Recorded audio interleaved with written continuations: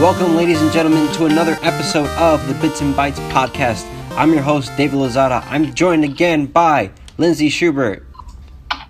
Hello. And Tim Ronan. Hey. Love you, Tim. Gotta love Tim.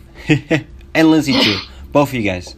Okay, so, topic of the show this week is most disgusting games we've ever played. And if you're wondering what we mean by that, well, you'll just have to wait and see, right? But first, all up for interpretation. All up for interpretation, of course, yes. But first, we're going to dive into some of the biggest news stories for us that happened in the past week. Tim, how about we start with you this week? With some news? Some news, yeah. Well, I've been seeing around that Drake has invested in esports now. I was trying to bring up an article right here.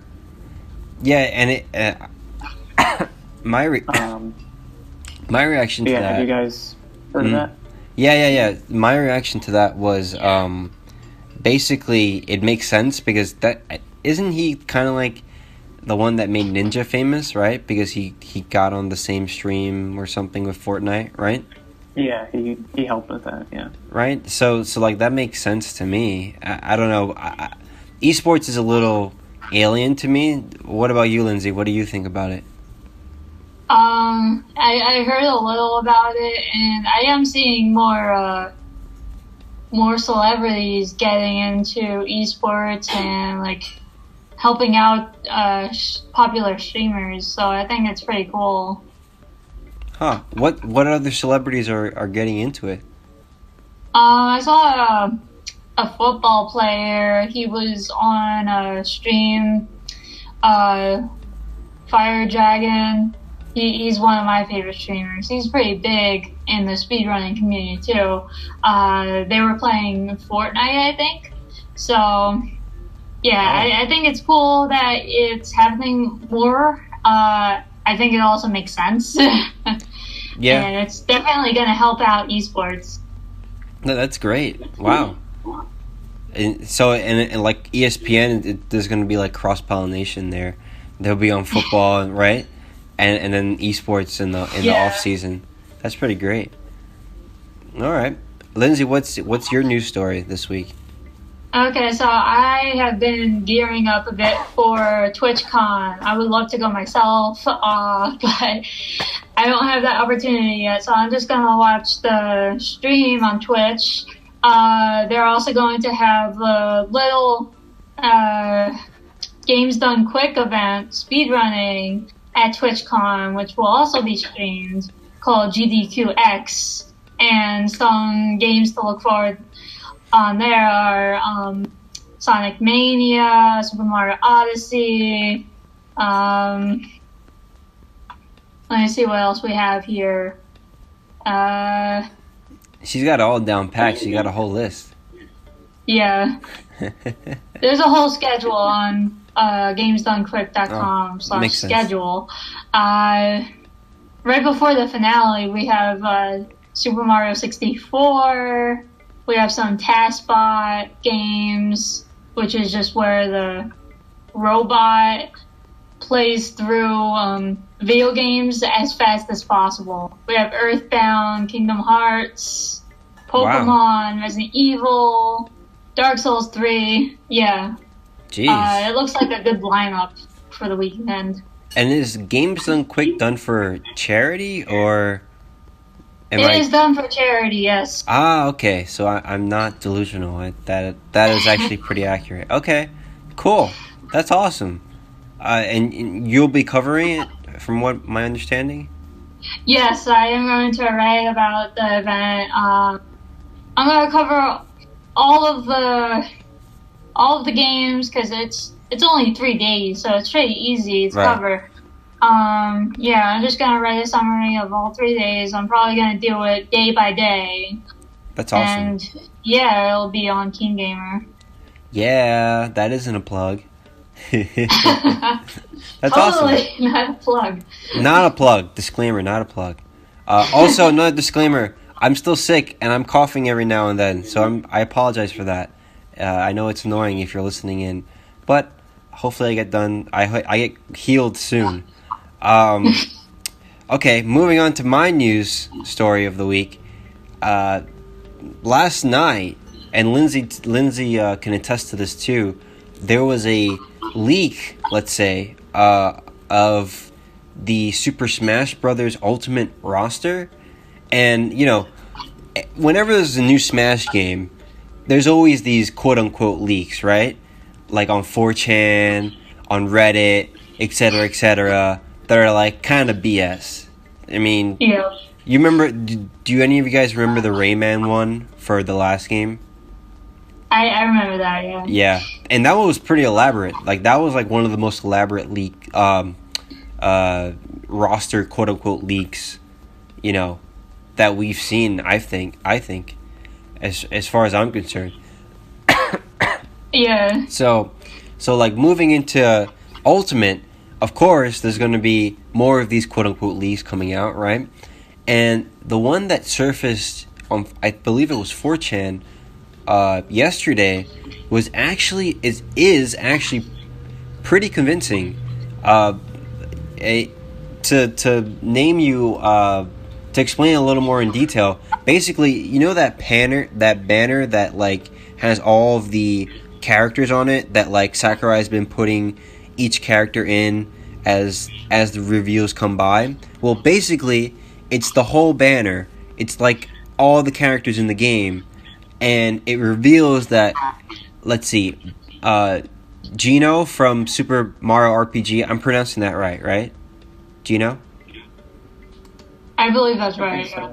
Okay, Gino, the Chorus Kids from Rhythm Heaven, Yeah. Isaac from Golden Sun, Mac Rider, or it's Mac, right? Mac Rider? I don't know how to pronounce that. Match Rider? I always pronounced it Mock Rider. Mock, yeah, that makes a lot of sense. Shit, because it's about cars. It's about cars. Yeah. Damn it. Yeah. Wow. I'm tired. I'm sorry. And then Eco Fighters, Shadow the Hedgehog, and Ken from Street Fighter, and the biggest one of all is Banjo-Kazooie, which is like, Oh yeah, that's right. which is like, what? Like, how is that even possible? I wouldn't doubt it, because Microsoft has said that they're willing to give Banjo and Kazooie to Nintendo, like for a Smash game in the past, and this could be like the actual inclusion. I mean, I hope so. What do you guys think? Are you guys fans of Banjo-Kazooie? I was gonna say Rare obviously has kind of come back, and Banjo-Kazooie is from Rare, so it kind of makes sense if Nintendo were to bring Banjo and Kazooie to the franchise. Plus, it's one of the only Nintendo franchises not in Smash currently, so... Yeah, I mean, it's one of Nintendo's, N64 era, N64, right? Yeah, N64 era like staples, and the fact that Microsoft purchased Rare, and obviously that's gated now. That property is gated now. Like, the fact that happened, it was a huge loss for the Smash Brothers community, because everyone loved that game,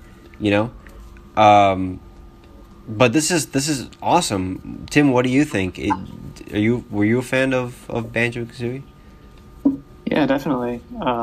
I saw that same article or leak, and it's pretty exciting. Yeah. Yeah, I'm wondering how it controls, if it controls like the Duck Hunt dog, things like that. It probably would, yeah.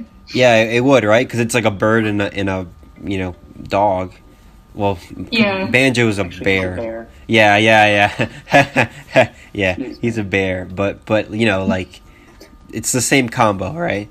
But more or less, mammal and bird, let's say, right? That would work, right? Yeah. So we'll see. And then Gino, that's gonna be like, that's a lot of people are gonna go crazy for that one. Yeah, so many people want Gino. They're gonna go nuts, dude. I've never played because he's originally from the Super Mario RPG, right? Yeah. I never played that. I never played it either, and like people, they have a heart attack even when you mention him. So I hope he's in there. That way, this game sells like blockbusters, sells gangbusters, and they don't complain anymore. No Waluigi though. Yeah, that would be so huge, and yeah. All of the characters that were quote unquote leaked seem very legit for the game. Like, I could very well believe that all of them are going to be in there. Yeah, I mean, it's pretty believable. That's the thing about it. Like, all of those characters, like the chorus kids, they've been rumored since the beginning of time. It seems like, these characters it seems legit, and I wouldn't mind if they are. The only thing I'm kind of disappointed by is that the fact that it did leak, and like everybody knows about it. I know it's kind of my fault, but still, you know what I mean. Mm-hmm. Yeah. No Waluigi. Oh, they're yeah. playing the card very close to their. I am fine with there being no Waluigi. Some of those fans harass Sakurai, and it is sickening. Cool. Yeah, I know. It's like man, like years ago, everyone was like Ridley, and King K. Rool, like everyone was saying that shit. You know what I'm saying? And now it's like we finally have Ridley and King K. Rool, and they want Waluigi. Please just stop. They want. We want more. even if they put Waluigi in the next one or as DLC, you know what they're gonna want after that? They're gonna want freaking Goku from Dragon Ball Z. Yeah, I swear to God, the people who want Goku are so fucking annoying. They're like a special. Unreasonable. The people who want Goku are like a special breed of people. I'm sorry. Like I don't mean to offend anyone here, but like seriously, like how is that ever gonna happen? It's like saying, oh, let's bring Mario to Jump Force just because Mario had a cartoon. It's like nonsensical to me. I don't like. It's manga. Like it's anime. What does that have to do? What does that have to do with anything? I don't understand. Oh God. Oh. This is not Smash. I know. I don't know. Well, we'll see what happens. I mean, if Sakurai manages to put Goku in that freaking game, it'll be the best game ever. I'm just saying it right now. Like, the best fighting game ever. But, like, that'll never happen. Yeah. I think Ultimate's still going to be good. You know what I'm saying? But, like, not saying that I want Goku, because I know I'm a realistic person, and I admit that, that'll never happen. But just saying, just to cover my ass, if it does happen, I'll be happy, Okay. Yeah. I just think it's stupid because he already has his own fighting games. Why do we need to bring him to Smash? How many fighting games does he have right now? He has Fighter Z, right? And then he has Jump Force. He has something else. He has the Budokai game. The Xenoverse games, right? Tenkaichi. Yeah, right? He has those games. He's like in 5 different franchises. Yeah, Leave we him don't alone. need him in another one. He's like in everything. The dude's like in everything. Just leave him alone. What were you gonna say, Tim? I'm sorry, we interrupted you. No, that's fine. Been thinking about this for a while, but I wonder if there will be another Smash game, because they've laid out everything in this one, and it makes you wonder, like, how would they top that? That's yeah. what. Maybe this is the last one for That's a what while I at keep least. thinking too. I've when they interviewed Sakurai, they've been interviewing him every now and then, right? And like he was like, listen, the amount of characters in Ultimate, that's not going to happen ever again, because I feel for the dude. Like during that first direct, he looked 80 or how many are there? There's a lot. There's a lot. There's going to be all of them. There's going to be almost 80 characters. Yeah, right now there is about 70, so that is not counting DLC. That's right, because there's going to be DLC in this too, right? So if the new characters are going to get revealed, there's going to be like 80 characters. That's insane for a fighting game. That's insane, dude. And there's 108 stages. I think it was 103, and then Kokoro made a mistake and said 108. I was reading it this morning, but like there's going to be 108. There's going to be 108 stages with all the new characters and stuff. So like, that's insane. That's crazy. Like no. The only way that they could top this game is by bringing it to virtual reality. Really. If it's like Ready Player One type of thing, like the Iron Giant's in there and like Tracer and all these, like, you know what I'm saying? Like, but no, it's insane. I don't, and you guys have every reason to believe that there won't be another Smash game. I think there will be, because they're gonna. Well, Nintendo, from what I've recalled, they don't make a lot of money off of Smash, which is surprising. But it is one of their staple franchises. You know? It's like with every new console generation, there's going to be a new Pokemon.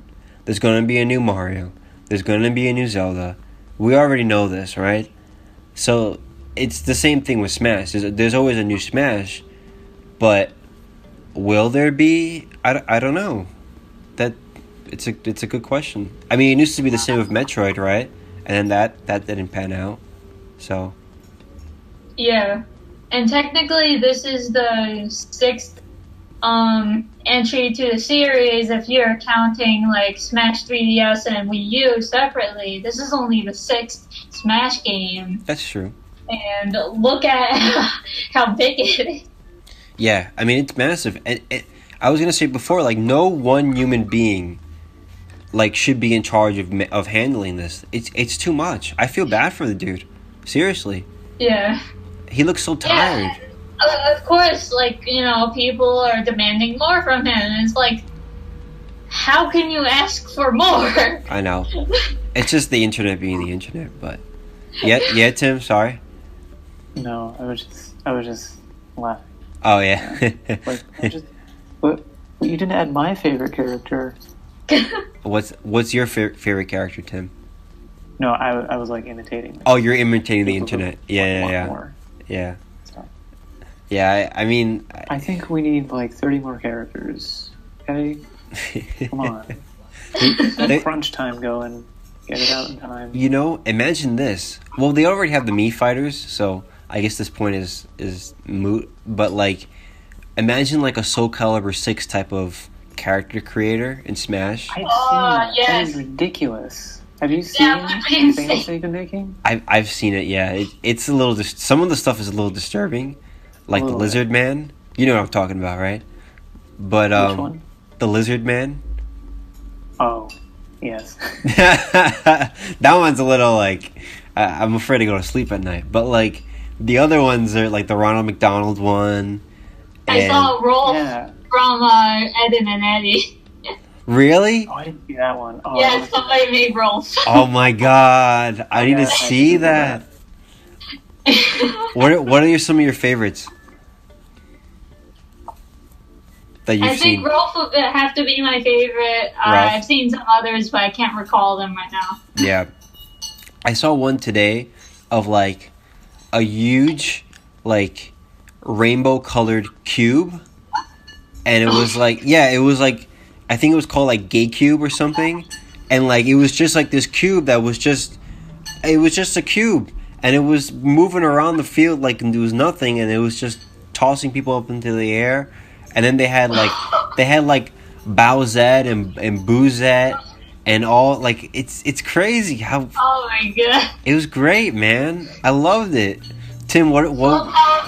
Soulcalibur VI is revolutionary. It is though. It is.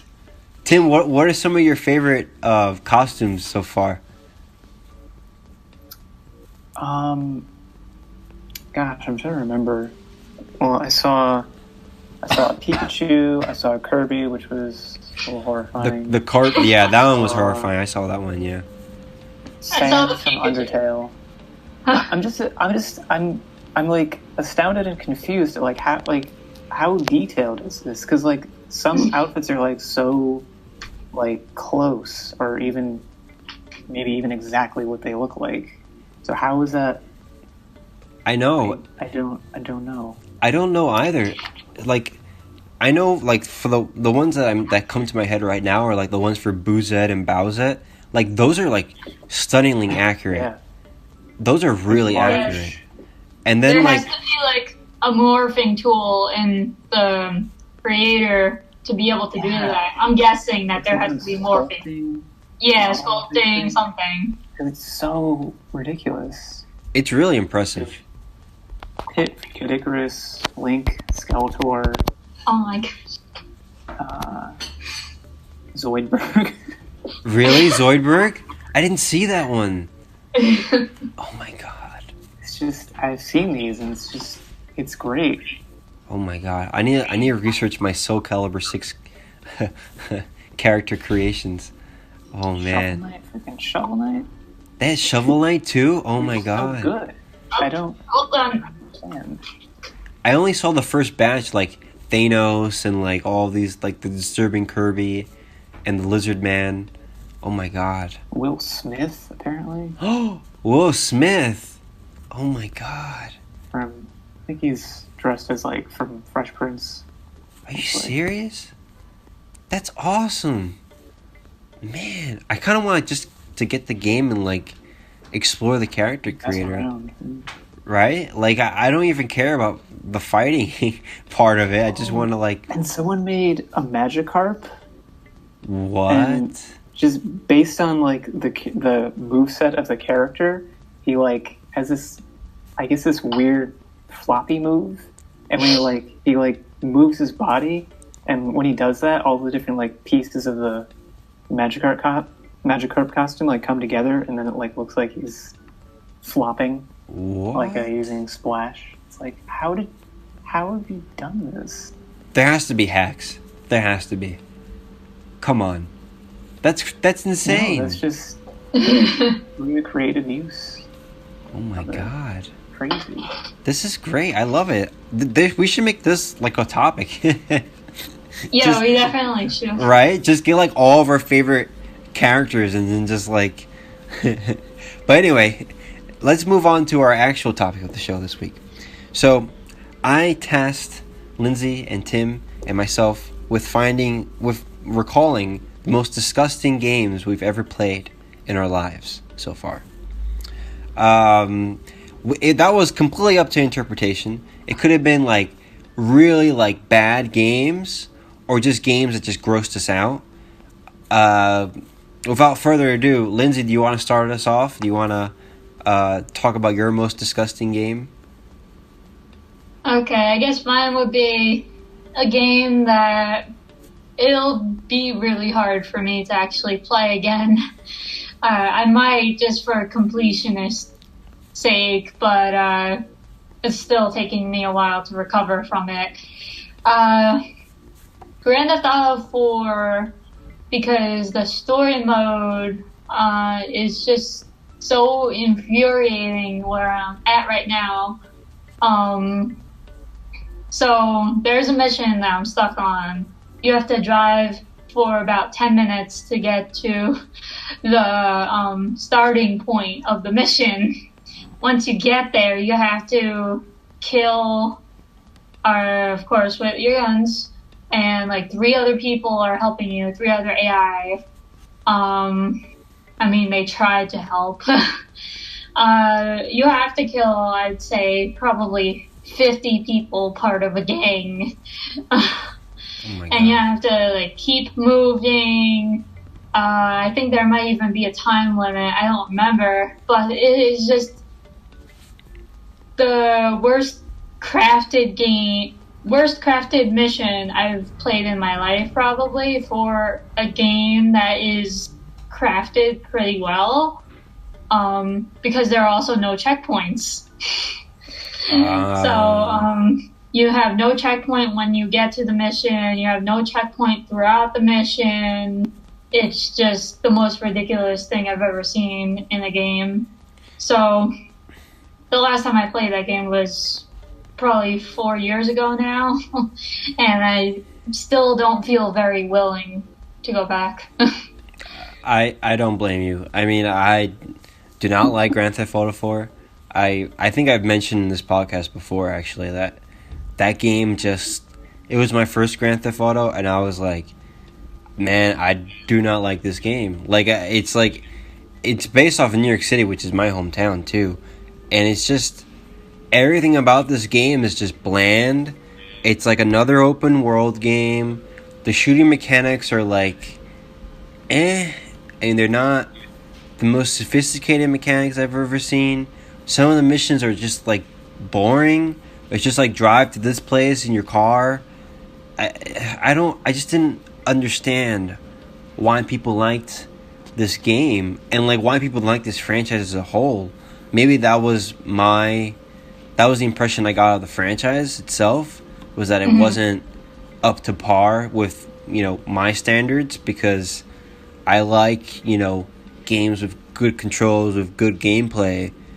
It doesn't necessarily have to be an open world game, but if it is, okay, that's all right. But like, I'm with you, man. I haven't touched Grand Theft Auto 4 or the series in general, I think, since like, oh, Jesus, 2010, maybe 10 years almost. It's just, I don't care. I just don't care about it. I like the Grand Theft Auto series, but Grand Theft Auto 4 is just that draws the line for me. It's a piece of work, yeah. Tim, from my understanding, you have something similar? Yeah, I think I'll actually touch on two different games since my answers are kind of short. But speaking of GTA, so there in GTA 5, there's like this scene where you have to torture someone. And at first, I thought that it was going to like play out a cutscene for you and you watch it happen. But then, I think there was like a cutscene before that where it like pushes you into that situation, and then that stops, and it's like, no, you have to do this. And I was like, wait, what? I actually don't know that I want to do that, which is not. It's actually something I don't have a lot of experience with in games, like having to do something that I like legit don't want to do. But I was like, I don't think I want to do this. But I wanted to play the rest of the game, so I was like, I don't know what you did, man. I'm sorry, but I have to torture you now. I'm really sorry, but I did it kind of hesitantly, and I got through it. But it's like, wow, that's actually pretty horrible. Yeah, I know that part was pretty controversial for a lot of people, right? Yeah. Oh, well, a whole bunch of parts of the game, but yeah, probably that part as well. But yeah. And then a second game that I kind of thought about after the fact was Resident Evil 4, which my brother got back, I guess, when it first released in like 2005, 2006. And I saw him playing it, so at some point I tried it myself, and I don't remember why I stopped, but it's probably good reason to believe that it was, because it was disgusting. Probably something I shouldn't be playing at that age. Yeah. What age were you back then? Maybe, I don't know. It was like 12-ish years ago. Yeah. Maybe I was 10, 11, 12 or something. Yeah. Something like that. I think I played it like around the same age, and like I did too, actually. Yeah, and I was like, okay, well, I don't understand, like, there are, like, some, when I look back at it today, there are, like, some, like, sexual references that I didn't understand back then, to be quite honest, because of, what's her face? The girl, I forgot her name. Are you thinking of Ashley, or? Ashley. Is it Ashley? The president's daughter? Yes, that's Ashley. Like, there are some jokes in there that, like, I didn't understand, and now that I'm looking back at them today, I was like, shit, that's really awkward and weird. And, like, yeah, it was, like, really, like, cringy. And I was like, ugh, like, you know, that, like, Japanese, like, otaku type of humor, like, you know, pervy humor type of thing. And I was like, ugh. But, yeah. You know what I'm talking about, right? And, like, I didn't understand that back then, so I guess, like, my impression of the game was pretty well, but now was pretty good. But now that I look back at it, I'm like, yeah, this game has some pretty cringy writing. Like, I mean, it has some good set pieces and good moments, like the regenerators. That was pretty cool. I think the boss fight was pretty cool. The final boss fight. But yeah, there are a lot of gross out moments. In the beginning, you know, it's almost impossible to get chopped in half by that the chainsaw guy. Remember that? No. I hated the chainsaw guy. Like, yeah. He would scare the shit out of me when I played Resident Evil. Yeah, he would like just pop out. Leon would pop out the window, right? Within the first like hour or so of the game, and then you'd hear the chainsaw go off in the back, and he just like the dude would just like run down the path for you, and you just have to like shoot him while you're there, like like shit, you know, this guy's gonna kill me, and it's a one hit kill, you know. Yeah. But yeah, I don't disagree with that sentiment, Tim. I think Resident Evil 4 is a bit of an acquired taste, even for fans of Resident Evil. So, yeah. Anyway, yeah. Moving on, I picked a game, a very horrible game, a very disgusting game that I really hate. And it's based off of a TV property called CSI. Are you familiar with CSI, guys? Oh boy. You know this is going, huh? The name of the game is called CSI Fatal Conspiracy. It is... I haven't heard of that one. It is the biggest pile of shit I have ever played in my life. So back in the day, a couple years ago, not a couple years ago, a few years ago, I was a trophy hunter, right? So I would play some pretty bad games just for the trophies. Just to knock them out, get a platinum, add it to my collection, you know what I mean? You know, just upping that player rank, that level. Yeah. You know, I admit it. I'm not afraid to admit it. I've been vain before. Like, it's fine. In this conquest of mine, I stumbled across a game called CSI Fatal Conspiracy. This game has you play the role of the CSI investigator, whatever. I don't know the names. I don't care about the names. I don't watch the show. I don't care. Basically, the entire game is you moving around shelves. Just like shelves and other like fixtures in houses, in facilities, and etc., in basements, whatever, and just uncovering clues. And that's the entire game. It's the most boring piece of shit I ever played. And also, the graphics are like PS1 graphics. It's like terrible, dude. It's terrible.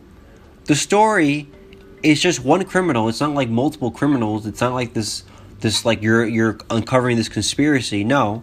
It's just this criminal who kills people with bees. Yeah, that's right. She kills people with bees. It's weird as fuck. Yeah. Is this Metal Gear Solid? You would think, but no. There's no like good story here. There's no Solid Snake. There's no memorable characters. You could barely make out their faces because the polygons don't even form well. glitches all over the place. You know, my character's falling through the levels, falling through walls, etc., etc. And then the end of the game, because there's no doubt in my mind that anybody will be playing this game. You know, that's sick. If you're playing this game, you're sick, and you should be doing other things with your time. I'm sorry, but that's just the truth. Maybe it was the prequel to Metal Gear Solid 1. I certainly hope not, because my opinion of the Metal Gear Solid franchise will go straight down if that were the case. But it all leads up to this climax where, like, basically it's like an old lady who just, like, hates people, and so, like, she has like a hive or something, and she plants it inside of people or something. It's like some weird ass shit. I've never seen, like, not even a video game. I've never even seen something so weird.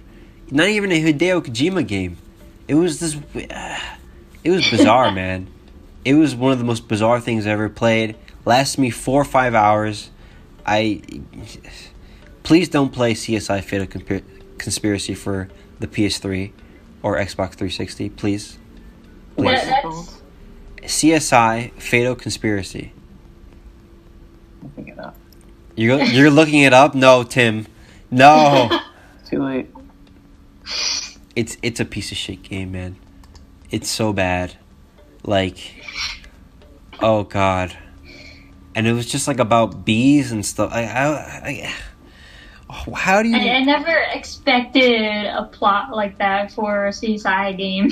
I don't even know where they pull this from. I mean, I know, like, a lot of the CSI episodes are like they kind of pull things out of thin air, but this is like reaching. You know what I'm saying? This is reaching. This is rare. This is reaching for the stars. Is it usually like sci-fi type stuff? In CSI?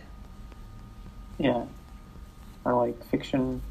I mean, it is fiction, but I think it's like forensic science, like drama. Yeah. Right? It's like some of the cases will kind of deal with sci-fi ideas. But of course, they're the main work that the main characters do is forensic. Right. It's just, I don't know. It's not my cup of tea. I don't know if you guys like the CSI series. Do you? I do. You do? I've never watched it. I like CSI New York. Oh yeah? My girlfriend loves the CSI series, and like she watches it sometimes, and I'm like, oh god, time to watch YouTube, time to watch anything, literally anything else. But I'm glad you like it. It's a really popular show from what I've heard, right? Right, Lindsay? I think so. Yeah. I mean, I've heard they have so many of them in Miami and New York. Yeah. Miami's no good. Oh, I was about to ask, why didn't you watch Miami instead of New York? New York is much better. Plus, I did start watching New York when I was still in New Jersey, so like when I still lived up there. Gotcha. All right, that makes sense then. So, would you say your experience with this game was fatal, David? Yes, I'd say so. Near fatal. I stopped. Like that was the game that made me go like, what am I doing with my life? And like, I stopped collecting trophies soon after I played. I mean, I kept doing it for other games, but like, that was a game that made me realize like, I need to get a life, like, and stop grinding, playing bad games just for trophies, because that was a very horrible experience. So yes, Tim, near fatal experience. Yeah, some trophies and bad games like that, they're not worth it. Yeah, not worth it at all. Anyway, that about wraps it up for this episode of the Bits and Bytes Podcast. Tim, did you have something else? Sorry? Sure. I was just going to say that there is an achievement, speaking of achievements, in the Stanley Parable that you can only get if you haven't played the game for 5 years, and it just recently became possible to legitimately get that, like, within the last week. I've read that story. Yeah. So are you going to go back and play the Stanley Parable and get that achievement? It's like I'll just play it once and then leave it off for 5 years and then get the achievement. I don't remember when I last played it, so gotcha. Yeah, I don't want to check that, but that's a pretty good. Funny. That's a pretty good troll move. Like, it's just like, you know, like, you just play a game and then, like, for all the trophy hunters and achievement hunters, it's just like, okay, well, fuck you. You can't complete this game until 5 years from now. It's kind of like. But then it's also kind of shitty for them because it's like, well, if you want this achievement, you can't play this game. Yeah, it is a little shady, but I don't know. I'm not a developer. Maybe you know, they put a lot of work into the game. They're like, well, people just play this game for achievements, for trophies. Maybe they take offense to that. I don't know. Well, I think it's more just like a meta, like, you know, they know that people do that type of thing, and the game is all about, like, messing with expectations and subverting. That's true. That's true. That's a really good point. Yeah. Yeah, well, I hope it pans out for the Stanley Parable. Well, it's good publicity now, 5 years later, right? Yeah. Yeah, that's a pretty clever move, actually. And I'm sure there's plenty of people who had that date marked down. Can you imagine? Wait. Can you imagine, like, marking that down in your calendar? Like Christmas or something. Like, I've been waiting for this day. You know, back then I would have done that. So I shouldn't be laughing. Yeah, I've done that too. So. Yeah, I think everyone's a little guilty of you know, the trophies and the achievements and such. And I've done it. I've done it for Grand Theft Auto 5. Now that oh yeah, I mean, we spoke of GTA 5 earlier. Oh boy, I have so many trophies in that game. Gotcha. Yeah. I mean, yeah, it's kind of like sometimes you play a game and then you're so close to the platinum or the, what is it in Xbox? It's the 100G, right? Yeah, it will be 1000G, or depending on what game it is, 1200G. Right. Oh, you're close to completing the game, and you're like, why not? And you just kind of do it, and then you're like, I want more, you know, and you just, like, go for more. Yeah, I understand. I understand that. And it's like, personally, I want to show my love for the game, so that too. Yeah, that's a good point. Like, other people need to know how much I love this game. That's right, because it could show up on your public profile, so. Yeah. Anyway, any last thoughts, guys? I think that's it for me. That's it for you? The only thing I have to say is, don't play CSI Fatal Conspiracy. Tim, what about you? Well, one thing, speaking of still achievements, is for the Xbox they have, like, do you know how they have, like, the rare achievements, like with the diamond? Yeah. I get what they're doing with that, but it kind of falls flat with a game that no one plays, because then every achievement is rare, because what determines a rare achievement is how many people have gotten it. It's like, I don't know, if it falls under like 10% or something, then it's like, oh, it's a rare achievement. But I was playing Lords of the Fallen on the Xbox, which wasn't super popular, and I would do just, like, basically just about everything was like, oh man, look at what you did, no one's done this. But only really because no one has been playing it, so yeah, it's just kind of funny. I understand. It's like, completed mission 1, ultra rare. Basically, yeah. Yeah, because no one's played the game. Yeah. I mean, I think... It's like, oh, I'm getting an achievement. Is this rare? Oh yeah, it's rare. Okay. I think actually PlayStation Keep does rolling that. them out. PlayStation started doing that. Sony started doing that in the PS4 era, where it was kind of like games that nobody played. Like I think Knack. Well, no, Knack was actually pretty popular. I'm trying to think of a game that like nobody played. That I can't think of one off the top of my head. But yeah, it works the same. I think it works the same way across like platforms where it's like nobody plays this game anyway, so of course it's going to be ultra rare. Yeah, and it defeats the purpose. I totally agree with you. Yeah. And then you have other games that, you know, give you achievements for nothing. Mostly those are like indie games. I see them all the time on Xbox. There was a story once about a guy who made a game for PlayStation, and he's like, this game is just made for people to buy so that they can get trophies. It was called like Trophy the Game. Did you hear about this? Yeah? Well, I mean, those are all over Steam, or at least they were. Well, yeah. Probably still are. That's true. That's true. Those are all over Steam, yeah.